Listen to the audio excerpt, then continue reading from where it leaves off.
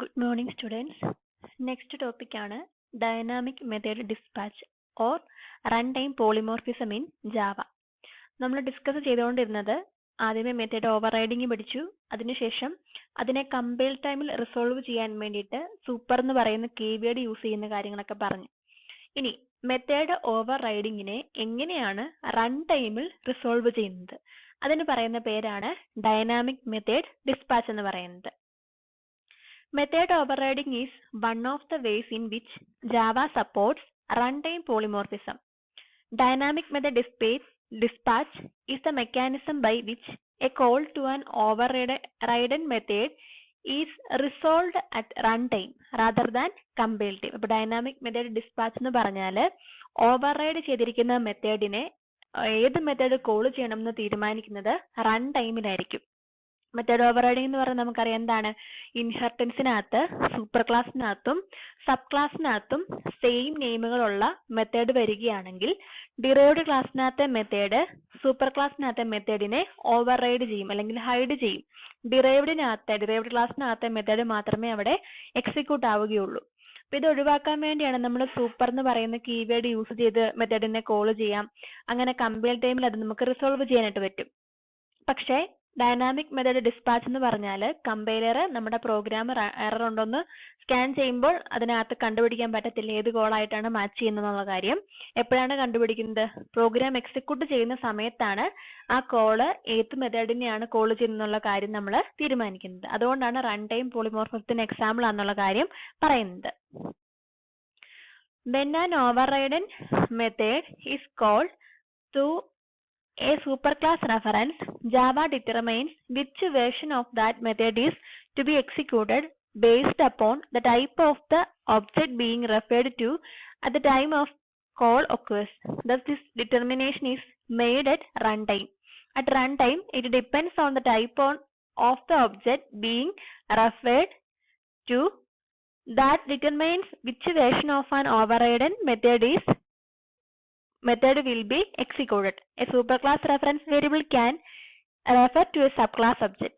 This is also known as upcasting. Java uses this fact to resolve calls to overridden methods at runtime. അപ്പോൾ ജാവയ്ക്കകത്ത് dynamic method dispatch നമ്മൾ implement ചെയ്യുന്നത് അപ്കാസ്റ്റിംഗ് എന്ന് പറയുന്ന ഒരു technique use ചെയ്തിട്ടാണ്. അപ്കാസ്റ്റിംഗ് എന്ന് പറയുന്ന ടെക്നിക്ക് എന്ന് പറഞ്ഞാൽ ഇത്രയേ ഉള്ളൂ. A superclass reference variable can refer to a subclass object. അതായത് നമ്മൾ സൂപ്പർ ക്ലാസ്സിന് വേണ്ടിയിട്ട് ഒരു ഒബ്ജക്റ്റ് ക്രിയേറ്റ് ചെയ്യുന്നു. ആ ഒബ്ജക്റ്റ് പക്ഷെ റെഫർ ചെയ്യുന്നത് സബ് ക്ലാസ്സിലോട്ടായിരിക്കും, അല്ലെങ്കിൽ സബ് ക്ലാസിന്റെ ഒബ്ജക്റ്റിലോട്ടായിരിക്കും ആ സൂപ്പർ ക്ലാസിന്റെ ഒബ്ജക്റ്റ് റെഫർ ചെയ്യുന്നത്. അപ്പൊ ഇതിനെയാണ് അപ്കാസ്റ്റിംഗ് എന്ന് പറയുന്നത്. അപ്പൊ അതിന്റെ ഒരു സിൻടാക്സ് ആണ് തന്നിരിക്കുന്നത്. സൂപ്പർ ക്ലാസിന്റെ നെയിം, ഒബ്ജക്റ്റിന്റെ നെയിം, ന്യൂ എന്ന് പറയുന്ന കീവേഡ്, സബ് ക്ലാസിന്റെ നെയിം. നമ്മളിവിടെ സാധാരണ ഒബ്ജക്റ്റ് ക്രിയേറ്റ് ചെയ്യുമ്പോൾ എങ്ങനെയാണ് കൊടുക്കുന്നത്? ഇവിടെ നമ്മൾ കൊടുക്കുന്ന ക്ലാസ് ഏതാണോ അതിന്റെ തന്നെ ഡിഫോൾട്ട് കൺസ്ട്രക്ടർ ആണ് ഇവിടെയും വരുന്നത്. നമ്മൾ അപ്കാസ്റ്റിംഗ് ചെയ്യുമ്പോഴുള്ള പ്രത്യേകത എന്ന് പറഞ്ഞാൽ നമ്മൾ ഇവിടെ സൂപ്പർ ക്ലാസ്സിനകത്ത് ക്രിയേറ്റ് ചെയ്യുന്ന ഒബ്ജക്റ്റിനെ സബ് ക്ലാസിന്റെ ഒബ്ജക്റ്റിലോട്ടാണ് നമ്മൾ റെഫർ ചെയ്യുന്നത്. അതുകൊണ്ടാണ് ഇവിടെ സബ് ക്ലാസിന്റെ ഡിഫോൾട്ട് കൺസ്ട്രക്ടർ നമ്മൾ കൊടുത്ത് ഇനിഷ്യലൈസ് ചെയ്യുന്നത് ഒബ്ജക്റ്റിനെ. അപ്പൊ ഈ ഒരു ടെക്നിക്കാണ് അപ്കാസ്റ്റിംഗ് എന്ന് പറയുന്നത്. അപ്പൊ നമ്മൾ ഈ അപ്കാസ്റ്റിംഗ് എന്ന് പറയുന്ന ഒരു സ്റ്റേറ്റ്മെന്റ് നമ്മുടെ പ്രോഗ്രാമിനകത്ത് കൊടുക്കുകയാണെങ്കിൽ നമ്മുടെ പ്രോഗ്രാമിനകത്തെ ഓവർറൈഡ് ചെയ്തിരിക്കുന്ന മെത്തേഡുകൾ റിസോൾവ് ചെയ്യുന്നത് റൺ ടൈമിലായിരിക്കും. ഇനി അതിനൊരു എക്സാമ്പിൾ ആണ് കൊടുത്തിരിക്കുന്നത്. ഇവിടെ ഹൈറാർക്കിക്കൽ ഇൻഹെറിറ്റൻസിലൂടെയാണ് നമ്മുടെ ഡൈനാമിക് മെത്തേഡ് ഡിസ്പാച്ച് നമ്മൾ ഇംപ്ലിമെന്റ് ചെയ്ത് കാണിച്ചിരിക്കുന്നത്. ഇവിടുത്തെ ഒന്നാമത്തെ ബേസ് ക്ലാസ് ആണ് ക്ലാസ് എ എന്ന് പറയുന്നത്. ബേസ് ക്ലാസ് എ എന്ന് പറയുന്നത് അതിനകത്ത് ഒരു മെത്തേഡാണ് വോയിഡ് M1 എന്ന് പറയുന്നത്. അപ്പൊ മെത്തേഡിന്റെ പേര് M1 എന്നും റിട്ടേൺ ടൈപ്പ് വോയിഡുമാണ്. അതിനകത്ത് ഒരു സ്റ്റേറ്റ്മെന്റ് കൊടുത്തിരിക്കുന്നു, സിസ്റ്റം ഡോട്ട് ഔട്ട് ഡോട്ട് പ്രിന്റ്എൽഎൻ. അതിനകത്ത് പ്രിന്റ് ചെയ്യാൻ വേണ്ടി ഒരു സെന്റൻസ് കൊടുത്തിരിക്കുകയാണ്, ഇൻസൈഡ് ഏസ് M1 മെത്തേഡ് എന്ന് പറഞ്ഞുകൊണ്ട്. അത് നമ്മൾ ക്ലാസ്സും ക്ലോസ് ചെയ്തു, നമ്മുടെ മെത്തേഡ് എല്ലാം ക്ലോസ് ചെയ്തു. അടുത്ത് നമ്മൾ കൊടുത്തിരിക്കുന്നത് നമ്മുടെ ബേസ് ക്ലാസ് ആയിട്ടുള്ള എനെ എക്സ്റ്റെൻഡ് ചെയ്യിപ്പിച്ചുകൊണ്ട് നമ്മളൊരു ഡിറൈവ്ഡ് ക്ലാസ് ആണ് ഉണ്ടാക്കിയിരിക്കുന്നത്. അതിന്റെ നെയിം ആണ് ബി എന്ന് പറയുന്നത്. ഇനി അതിനകത്ത് നമ്മൾ സെയിം മെത്തേഡ് തന്നെ കൊടുത്തു, കാരണം നമുക്ക് മെത്തേഡ് ഓവർറൈഡിംഗ് ആണ് പെർഫോം ചെയ്യുന്നത് അല്ലെ, അതുവഴിയാണ് നമുക്ക് ഡൈനാമിക് മെത്തേഡ് ഡിസ്പാച്ചിലോട്ട് എത്തേണ്ടത്. അപ്പൊ സെയിം മെത്തേഡും അതേ ടൈപ്പ് തന്നെ നമ്മൾ കൊടുത്തു, വോയിഡ് M1 എന്ന് പറഞ്ഞിട്ട്. അവിടെയും ഒരു സ്റ്റേറ്റ്മെന്റ് കൊടുത്തു, ഇൻസൈഡ് ബീസ് M1 മെത്തേഡ് എന്ന് പറഞ്ഞ് പ്രിന്റ് ചെയ്യാനായിട്ട്. ഇനി അത് നമ്മൾ ക്ലോസ് ചെയ്തു, ആ ക്ലാസ് എല്ലാം നമ്മൾ ക്ലോസ് ചെയ്ത് കഴിഞ്ഞ് കൊടുത്തിരിക്കുന്നത് എന്താണ്, സെയിം ബേസ് ക്ലാസ്സിനെ തന്നെ എക്സ്റ്റെൻഡ് ചെയ്യിപ്പിച്ചുകൊണ്ട് പുതിയൊരു ക്ലാസ് നമ്മൾ ക്രിയേറ്റ് ചെയ്തു. സി എന്നാണ് ആ ക്ലാസിന്റെ പേര് വരുന്നത്. ഇനി അവിടെയും നമ്മൾ മെത്തേഡ് ഓവർ റൈഡിങ് പെർഫോം ചെയ്യാൻ വേണ്ടി സെയിം മെത്തേഡ് തന്നെ കൊടുത്തു. വോയിഡ് എം1 എന്ന് പറയുന്നത് അതിന്റെ ബോഡിക്കകത്ത് സ്റ്റേറ്റ്മെന്റ് മാത്രം നമ്മൾ മാറ്റി കൊടുത്തു. എന്താണ് ഇൻസൈഡ് സീസ് എം1 മെത്തേഡ് എന്ന് പറഞ്ഞ് പ്രിന്റ് ചെയ്യാൻ വേണ്ടിയാണ് നമ്മൾ സ്റ്റേറ്റ്മെന്റ് കൊടുത്തിരിക്കുന്നത്. നമ്മൾ ആ ക്ലാസ്സും ക്ലോസ് ചെയ്തതിനകത്ത് മെത്തേഡുകളെല്ലാം ക്ലോസ് ചെയ്തു. ഇനി നമ്മൾ നമ്മുടെ മെയിൻ മെത്തേഡ് കൊടുക്കാൻ വേണ്ടി നമ്മളൊരു ക്ലാസ് ഡിക്ലെയർ ചെയ്തിരിക്കുകയാണ് ഡിസ്പാച്ച് എന്ന് പറഞ്ഞുകൊണ്ട്. അവിടെ നമ്മുടെ പബ്ലിക് സ്റ്റാറ്റിക് വോയിഡ് മെയിൻ എന്ന് പറയുന്ന നമ്മുടെ മെത്തേഡ് കൊടുത്തു. അതിനകത്താണല്ലോ നമ്മൾ ഒബ്ജക്റ്റുകളെല്ലാം ക്രിയേറ്റ് ചെയ്യേണ്ടത്. അവിടെ നോക്കിയാൽ നമ്മൾ സാധാരണ രീതിയിൽ തന്നെ ഇവിടെ ചെയ്യേണ്ട കാര്യം എന്ന് പറഞ്ഞാൽ എത്ര ക്ലാസ്സുകൾ ഉണ്ടോ ആ ക്ലാസ്സുകൾക്കെല്ലാം ഒബ്ജക്റ്റ് ക്രിയേറ്റ് ചെയ്യുക. അപ്പൊ ഇവിടെ നമുക്ക് എ എന്നും ബി എന്നും സി എന്നും പറയുന്ന 3 ക്ലാസ്സുകളാണുള്ളത്. എ എന്ന് പറയുന്ന സൂപ്പർ ക്ലാസ്സും ബി എന്നും സി എന്നും പറയുന്ന 2 സബ് ക്ലാസ്സുകളുമാണ് വരുന്നത്. അപ്പൊ അതിനെല്ലാം കറസ്പോണ്ടിങ് ആയിട്ട് ഒബ്ജക്റ്റുകൾ ക്രിയേറ്റ് ചെയ്യുക. അവിടെ എ എന്ന് പറയുന്ന ക്ലാസ്സിന് കറസ്പോണ്ടിങ് ആയിട്ടാണ് ഈ സ്മോൾ ലെറ്റർ എ വന്നിരിക്കുന്നത്. അതുപോലെ തന്നെ ബി എന്ന് പറയുന്ന ക്ലാസ്സിന് കറസ്പോണ്ടിങ് ആയിട്ട് സ്മോൾ ലെറ്റർ ബി എന്ന് പറയുന്ന ഒബ്ജക്റ്റ് വന്നിരിക്കുന്നു. അതുപോലെ തന്നെ സി എന്ന് പറയുന്ന ക്ലാസ്സിന് കറസ്പോണ്ടിങ് ആയിട്ട് സ്മോൾ ലെറ്റർ സി എന്ന് പറയുന്നതാണ് നമ്മുടെ ഒബ്ജക്റ്റ് എന്ന് പറയുന്നത്. ഇനി അതിനുശേഷമാണ് നമ്മൾ ഇനി ടൈപ്പ് കാസ്റ്റിംഗ് പെർഫോം ചെയ്യാൻ വേണ്ടി അപ്പ് കാസ്റ്റിംഗ് പെർഫോം ചെയ്യാൻ വേണ്ടിയിട്ട് പോകുന്നത്. അവിടെ നമ്മൾ എപ്പോഴും നമ്മുടെ ബേസ് ക്ലാസിന്റെ ടൈപ്പിലുള്ള ഒരു റെഫറൻസ് ഒബ്ജക്റ്റ് ആദ്യമേ നമ്മൾ ക്രിയേറ്റ് ചെയ്യും. ബേസ് ക്ലാസിന്റെ ടൈപ്പിലുള്ള റെഫറൻസ് ഒബ്ജക്റ്റ്. ഇപ്പൊ ഇവിടെ നോക്കുക, എ സ്പേസ് കഴിഞ്ഞിട്ട് റെഫ് എന്നാണ് കൊടുത്തിരിക്കുന്നത്. അപ്പൊ എ എന്ന് പറയുന്ന ഏതാണ് നമ്മുടെ ബേസ് ക്ലാസ് ആണ്. റെഫ് എന്ന് പറയുന്നതാണ് ഇവിടുത്തെ റെഫറൻസ് ഒബ്ജക്റ്റ് എന്ന് പറയുന്നത്. ഇനിയാണ് നമ്മൾ അസൈൻമെന്റുകൾ കൊടുക്കുന്നത്, അല്ലെങ്കിൽ റെഫറൻസ് നമ്മൾ കൊടുക്കുന്നത്. അപ്പൊ ഈ റെഫറൻസ് ഒബ്ജക്റ്റിലോട്ട് നമ്മൾ കൊടുക്കുന്ന ക്ലാസ് ഏതാണോ, അല്ലെങ്കിൽ ക്ലാസിന്റെ ഒബ്ജക്റ്റ് ഏതാണോ ആ ക്ലാസിന്റെ ഓവർറൈഡ് ചെയ്തിരിക്കുന്ന മെത്തേഡിനെ ആയിരിക്കും ആ സമയത്ത് നമ്മൾ ഇൻവോക്ക് ചെയ്യുന്നത്, അല്ലെങ്കിൽ അത് വർക്ക് ആവുന്നത്. അതായത് നമ്മൾ റെഫറൻസ് ഒബ്ജക്റ്റ് ക്രിയേറ്റ് ചെയ്ത് വെച്ചിരിക്കുന്ന ആ റെഫറൻസ് ഒബ്ജക്റ്റ് എങ്ങോട്ടാണോ റെഫർ ചെയ്യുന്നത് ആ ക്ലാസ്സിനകത്തെ മെത്തേഡിനെ ആയിരിക്കും എക്സിക്യൂട്ട് ചെയ്യുന്നത്. പ്രോഗ്രാം റൺ ചെയ്യുന്ന സമയത്ത് എക്സിക്യൂട്ട് ആവുന്നത് ആ റെഫർ ചെയ്യുന്ന ക്ലാസ്സിനകത്തെ മെത്തേഡ് ആയിരിക്കും.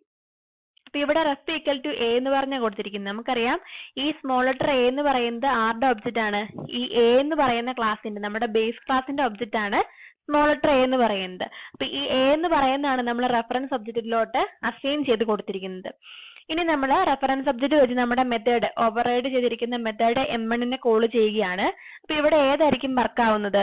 ഇവിടെ ഇപ്പൊ ഈ റെഫറൻസ് വേരിയബിളിനകത്ത് അല്ലെങ്കിൽ റെഫറൻസ് ഒബ്ജക്റ്റിനകത്ത് ഇരിക്കുന്ന ഒബ്ജക്റ്റ് ആരുടെയാണ്? എ എന്ന് പറയുന്ന ക്ലാസിന്റെയാണ്. അതുകൊണ്ട് എ എന്ന് പറയുന്ന ബേസ് ക്ലാസിന്റെ മെത്തേഡ് ആയിരിക്കും ഇവിടെ എക്സിക്യൂട്ട് ആവുന്നത്, അല്ലെങ്കിൽ ഇൻവോക്ക് ആവുന്നത്. ഇനി നമുക്കിത് കൂടാതെ വേറെ 2 ക്ലാസ്സുകളും കൂടെ ഉണ്ട്. അപ്പൊ നമ്മൾ അടുത്ത ക്ലാസ്സിലെ മെത്തേഡിനെ കോൾ ചെയ്യാൻ വേണ്ടിയിട്ട് നമ്മൾ എന്ത് ചെയ്യുന്നു? ആ ക്ലാസിന്റെ ഒബ്ജക്റ്റിനെ നമ്മൾ റെഫറൻസ് ഒബ്ജക്റ്റിലോട്ട് റെഫർ ചെയ്ത് കൊടുക്കുക ചെയ്യുന്നത്. ഇവിടെ നോക്കിയേ, റെഫ് ഈക്വൽ ടു ബി എന്ന് പറഞ്ഞാൽ കൊടുത്തിരിക്കുന്നത്. അപ്പൊ ഈ ബി എന്ന് പറയുന്ന ഒബ്ജക്റ്റ് ഏത് ക്ലാസ്സിലെയാണ്? നമ്മുടെ ക്യാപിറ്റൽ ലെറ്റർ ബി എന്ന് പറയുന്ന ക്ലാസിന്റെ ഒബ്ജക്റ്റ് ആണ് ഈ ബി എന്ന് പറയുന്നത്. അപ്പൊ ഇവിടെ റെഫറൻസ് ഒബ്ജക്റ്റിനകത്ത് രണ്ടാമത്തെ ക്ലാസ് ആയിട്ടുള്ള ഡിറൈവ്ഡ് ക്ലാസ് ആയിട്ടുള്ള ബിയുടെ ഒബ്ജക്റ്റിനെയാണ് ഹോൾഡ് ചെയ്ത് വെച്ചിരിക്കുന്നത്. അതുകൊണ്ട് തന്നെ നമ്മൾ ഇവിടെ റെഫ് ഡോട്ട് M1 കോൾ ചെയ്യുമ്പോൾ ഏത് ക്ലാസിന്റെ M1 ആയിരിക്കും ഇൻവോക്ക് ആകുന്നത്? ബി എന്ന് പറയുന്ന സബ് ക്ലാസിനകത്തെ ഓവർറൈഡ് ചെയ്തിരിക്കുന്ന M1 എന്ന് പറയുന്ന മെത്തേഡ് ആയിരിക്കും അവിടെ കോൾ ആവുന്നത്. ഇനി അതുപോലെ തന്നെ നമ്മുടെ മൂന്നാമത്തെ ക്ലാസ്സിനകത്ത് നമ്മൾ ക്ലാസ്സിനകത്ത് ഒബ്ജക്റ്റിനെ നമ്മൾ റെഫറൻസ് ഒബ്ജക്റ്റിലോട്ട് നമ്മൾ റെഫർ ചെയ്ത് കൊടുക്കുകയാണ്. അങ്ങനെ കൊടുത്തതിന് ശേഷം നമ്മൾ റെഫ് ഡോട്ട് M1 കോൾ ചെയ്യുമ്പോൾ ഏത് മെത്തേഡ് ആയിരിക്കും കോൾ ആവുന്നത്? നമ്മുടെ സി എന്ന് പറയുന്ന മൂന്നാമത്തെ ക്ലാസ്സിനകത്തെ M1 എന്ന് പറയുന്ന മെത്തേഡ് ആയിരിക്കും അവിടെ കോൾ ആവുന്നത്. അപ്പൊ അതിന്റെ ഔട്ട്പുട്ട് ആണ് ഇവിടെ കൊടുത്തിരിക്കുന്നത്. ഓരോ തവണയും നമ്മൾ റെഫർ ചെയ്യുന്നതിനനുസരിച്ചുള്ള മെത്തേഡുകളാണ് ഇവിടെ കോൾ ആയിരിക്കുന്നത്. നമുക്ക് ഒന്നെങ്കിൽ ഈ രീതിയിൽ നമുക്ക് ഡൈനാമിക് മെത്തേഡ് ഡിസ്പാച്ച് നമുക്ക് എക്സിക്യൂട്ട് ചെയ്യാം. അതായത് ബേസ് ക്ലാസിന്റെ ടൈപ്പിലുള്ള റെഫറൻസ് ഒബ്ജക്റ്റ് ക്രിയേറ്റ് ചെയ്തതിന് ശേഷം നമുക്ക് ഓരോരോ ഒബ്ജക്റ്റുകളായിട്ട് നമുക്ക് അസൈൻ ചെയ്ത് കൊടുത്തിട്ട് കോൾ ചെയ്യാം. ഇനി അല്ലെങ്കിൽ നമുക്കൊരു സിംഗിൾ സ്റ്റേറ്റ്മെന്റിൽ കൂടെയും ഈ അപ്കാസ്റ്റിംഗ് നമുക്ക് പെർഫോം ചെയ്യാം. അതാണ് ഇനി കൊടുത്തിരിക്കുന്നത്. രണ്ടാമത്തെ ഒരു എക്സാമ്പിൾ ആണ്. ഇവിടെ ഷേപ്പ് എന്ന് പറയുന്നതാണ് ഒന്നാമത്തെ ബേസ് ക്ലാസ്. അതിനകത്ത് വരുന്ന ഒരു ഓവർറൈഡ് ചെയ്യാൻ വേണ്ടി പോകുന്ന മെത്തേഡ് ആണ് ഡ്രോ എന്ന് പറയുന്നത്. അതിനകത്തൊരു സ്റ്റേറ്റ്മെന്റ് പ്രിന്റ് ചെയ്യാൻ വേണ്ടി കൊടുത്തിട്ടുണ്ട്. ഇനി രണ്ടാമത് റെക്ടാങ്കിൾ എന്ന് പറയുന്ന ക്ലാസ് ഷേപ്പ് എന്ന് പറയുന്ന ക്ലാസ്സിനെ എക്സ്റ്റെൻഡ് ചെയ്യിപ്പിച്ചിരിക്കുന്നു. അതുകൊണ്ട് തന്നെ റെക്ടാങ്കിള് ഷേപ്പിന്റെ ഒരു ഡിറൈവ്ഡ് ക്ലാസ് ആണ്. അതിനകത്ത് നമ്മൾ ഡ്രോ എന്ന് പറയുന്ന സെയിം മെത്തേഡ് തന്നെ കൊടുത്തു. അപ്പൊ ഇവിടെ തന്നെ മെത്തേഡ് ഓവർറൈഡിങ് ഉണ്ടായിട്ടുണ്ട്. ഇനി അടുത്ത മൂന്നാമത്തെ ക്ലാസ് ആണ് സർക്കിൾ എന്ന് പറയുന്നത്. നമ്മുടെ ഷേപ്പ് എന്ന് പറയുന്ന ഈ ബേസ് ക്ലാസ്സിനെ എക്സ്റ്റെൻഡ് ചെയ്യിപ്പിച്ച് തന്നെയാണ് നമ്മൾ സർക്കിൾ എന്ന് പറയുന്ന ക്ലാസ്സും ക്രിയേറ്റ് ചെയ്തിരിക്കുന്നത്. അതിനകത്ത് നമ്മൾ സെയിം മെത്തേഡ് തന്നെ കൊടുത്തു. ഡ്രോ എന്ന് പറയുന്ന സെയിം മെത്തേഡ് തന്നെ കൊടുത്തു. അവിടെ ഈ മെത്തേഡ് ഓവർറൈഡിങ് ഉണ്ടായിട്ടുണ്ട്. ഇനി അടുത്തൊരു ക്ലാസ് ആണ് ട്രയാങ്കിൾ എന്ന് പറയുന്നത്. ആ ക്ലാസ്സും എന്താ ചെയ്തിരിക്കുന്നത്? ഷേപ്പ് എന്ന് പറയുന്ന ബേസ് ക്ലാസ്സിനെ എക്സ്റ്റെൻഡ് ചെയ്യിപ്പിച്ചിരിക്കുകയാണ് ചെയ്യുന്നത്. അതുകൊണ്ട് ട്രയാങ്കിൾ എന്ന് പറയുന്ന ക്ലാസ് നമ്മുടെ ഷേപ്പിന്റെ ഒരു ഡിറൈവ്ഡ് ക്ലാസ് ആണ്. അതുപോലെ തന്നെ ഡ്രോ എന്ന് പറയുന്ന മെത്തേഡ് നമ്മൾ എവിടെയും കൊടുത്തിട്ടുണ്ട്, ട്രയാങ്കിളിനകത്തും കൊടുത്തിട്ടുണ്ട്. അപ്പൊ ഇവിടെ എല്ലാം മെത്തേഡ് ഓവർറൈഡിങ് സംഭവിക്കുന്നുണ്ട്. ആ മെത്തേഡിനകത്ത് ബോഡിക്കകത്ത് മാത്രം വ്യത്യാസമാണെന്ന് മാത്രം. ഇനി നമ്മൾ മെയിൻ മെത്തേഡ് കൊടുക്കാൻ വേണ്ടിയിട്ട് നമ്മൾ ടെസ്റ്റ് പോളിമോർഫിസം 2 എന്ന് പറയുന്ന ഒരു ക്ലാസ് നമ്മൾ കൊടുത്തു. അതിനുശേഷം അവിടെയാണ് നമ്മൾ ഒബ്ജക്റ്റുകളെല്ലാം ക്രിയേറ്റ് ചെയ്യേണ്ടത്. അപ്പൊ നമ്മൾ ആദ്യമേ എന്ത് ചെയ്തു? നമ്മുടെ ബേസ് ക്ലാസ്സിന് നമ്മൾ ഒബ്ജക്റ്റ് ക്രിയേറ്റ് ചെയ്തു. അപ്പൊ എസ് എന്ന് പറയുന്നതാണ് ഒബ്ജക്റ്റിന്റെ നെയിം. ഇനി അതിനുശേഷം എന്ത് സംഭവിക്കുന്നത്? നമ്മുടെ ബേസ് ക്ലാസിന്റെ ഒബ്ജക്റ്റിലോട്ട് നമ്മൾ എന്ത് ചെയ്തു? അപ്കാസ്റ്റിംഗ് ആണ് ചെയ്യാൻ വേണ്ടി പോകുന്നത്. നോക്കിയേ, റെക്ടാങ്കിൾ എന്ന് പറയുന്ന സബ് ക്ലാസിന്റെ ഡിഫോൾട്ട് കൺസ്ട്രക്ടർ ആണ് നമ്മൾ ഇനിഷ്യലൈസ് ചെയ്തിരിക്കുന്നത്. ഇത് സംഭവിക്കുമ്പോൾ തന്നെ ഈ എസ് എന്ന് പറയുന്ന ക്ലാസ്സിനകത്ത് ഏത് ടൈപ്പിലുള്ള ഒബ്ജക്റ്റ് ആയിരിക്കും അസൈൻ ചെയ്യുന്നത്? റെക്ടാങ്കിൾ എന്ന് പറയുന്ന സബ് ക്ലാസിന്റെ ഒബ്ജക്റ്റ് ആയിരിക്കും അസൈൻ ചെയ്യുന്നത്. അപ്പൊ ഇവിടെ എസ് ഡോട്ട് ഡ്രോ കൊടുക്കുമ്പോൾ തന്നെ റെക്ടാങ്കിളിനകത്തെ ഡ്രോ ആയിരിക്കും വർക്ക് ആവുന്നത്.